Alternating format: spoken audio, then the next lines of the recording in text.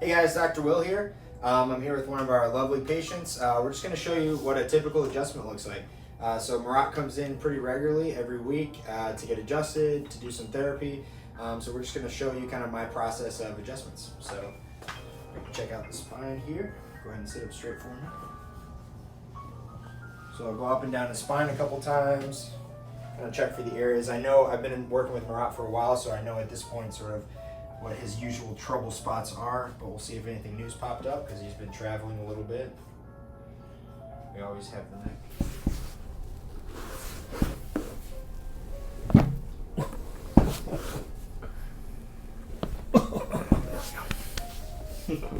Alright, so now we're going to be adjusting the lower back.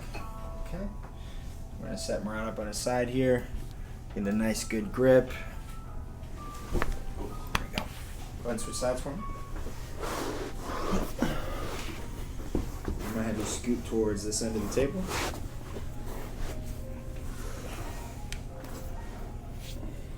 And then this side will get the sacrum. Awesome. Alright, so Marat always gets a little jammed up here through the neck. So we're going to get C2 on this side. I'm just going to have him lie his head down.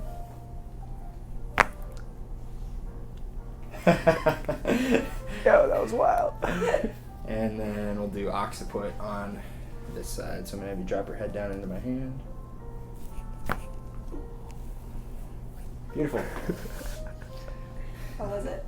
Just died. Alright, so Marat is a jiu-jitsu athlete, so he's using his hands and his grip a lot as far as grabbing the gi and things like that. So we always check his wrist, get his wrist adjusted. We got a good one there. There we go. Go ahead and squeeze my hand.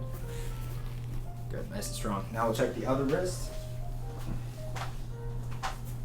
Usually this one's not as bad. This is his non-dominant hand. There's always something in there. There we go. Perfect. Squeeze.